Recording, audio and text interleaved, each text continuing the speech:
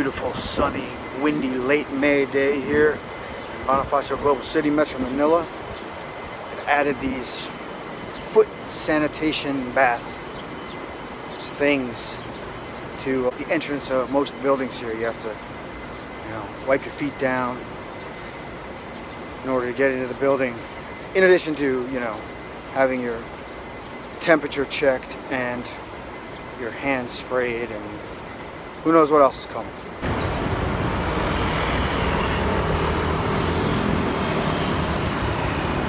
This is the Mckinley Hills side of BGC. I had to walk over here today, going to the corporate offices. I know I'm not really dressed for it, but it's MECQ. This is the American Memorial Cemetery here, you can see.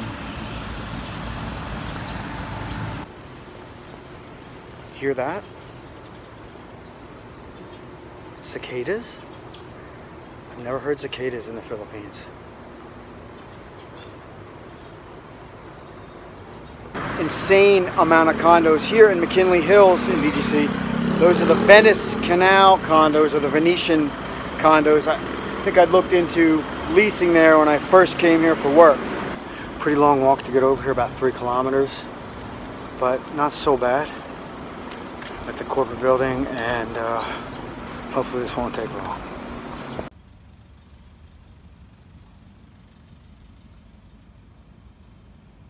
What have we learned today? Well, we've learned that we can walk all the way from BGC to Mckinley Hills, which isn't too surprising considering it's all Taguig. However, you can walk all the way without being challenged once to show your quarantine pass, which is pretty interesting. I mean, not that I couldn't have been challenged, but I wasn't. And I had to come here again today to pick up my passport. Didn't want to be without the passport, especially in these hard times, if things take a shift for the worse and they decide to throw everyone out of the country, you need your passport.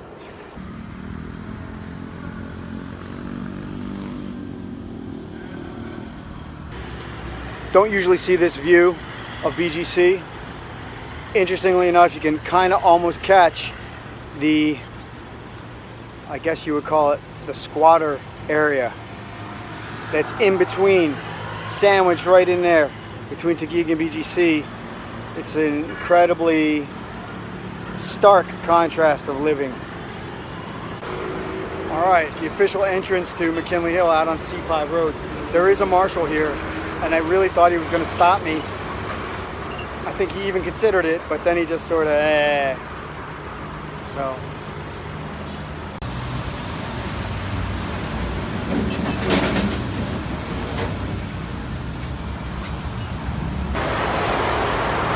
you've got little shops and squatters areas right here. I mean, look at the construction on this.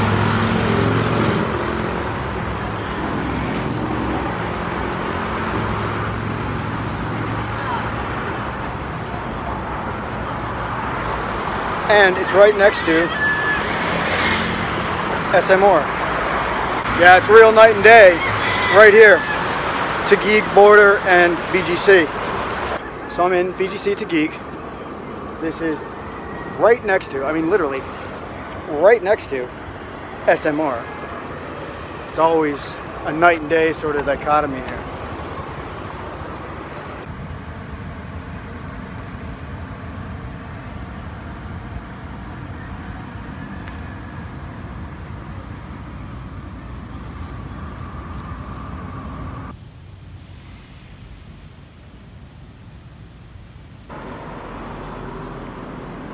Really super hot and sunny today, even though there was a lot of overcast this morning and some clouds and a great breeze. You can really just still feel the heat of the sun, which is great, I think, but I think I had enough for today. 6-kilometer round trip. Back up on High Street today, going for a walk along the lovely outdoor mall boulevards, which are a central feature here in Bonifacio Global City. And there are no temperature checks to get into the mall walk, despite the sign that says you're required to have a temperature check. you have to be between the ages of 21 and 59. I don't know why. Again, elements of inconsistency. Its doors are open. Multiple elements of inconsistency. What was that? It's like Fukushima Daiichi friggin' nuclear waste cleanup around here. Actually, you can smell that bleach. Pretty high bleach concentrate in that spray. You see these things all the time, and the one that really gets me is this one. In the event that the worker is suspected of having COVID, just suspected, immediately cage him like a dog and report them to the Gestapo through this hotline. Come on, people. We're making a money drop here.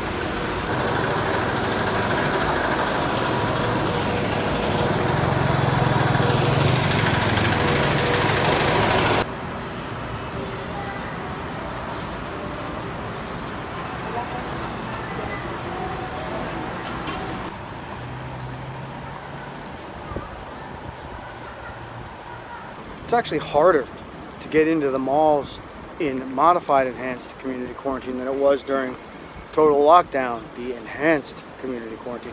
I mean, you need to show your Gestapo, barangay issued quarantine pass in order to get into the mall facility.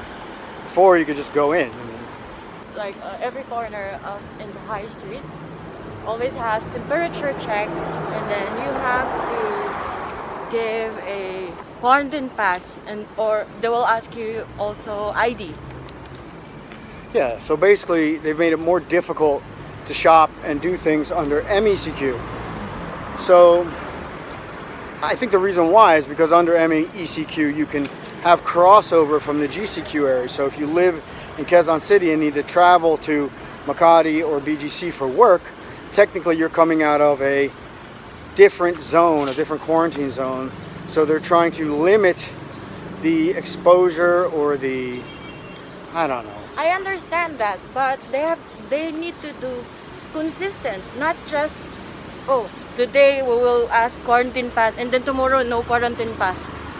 And then today, another day they will ask quarantine pass. So this is like what most Americans sound like in the Philippines all the time. Just, you know, things are incredibly inconsistent, ridiculously moderated, just dumb. I mean, a lot of times things are just dumb here. I think the reason why Filipino don't follow the rules, most Filipino don't follow the rules, because even the rules are not consistent either. So I don't blame Filipino they not following the rules. Well, Americans don't follow the rules just because that's how they're wired. You know, born in the USA, land of the free, all that good stuff. Anyway, yeah, MECQ, I mean, really the best thing about it is that you can go outside and jog. The mask. Not so much the mask, but the cloth mask. You know, a lot of experts are equating it to putting up a chicken wire fence to keep out mosquitoes, and that's because of the size of the virion particles, right? Makes sense. Now, regardless of whether you're for it or against it or impartial, the idea of wearing the mask isn't to keep me safe, it's to keep you safe, right? So I have an idea, a perspective. You guys are open-minded, right? In order to keep me safe, why don't you all strengthen your immune system? Let's cut out the animal products. No more slaughtered flesh.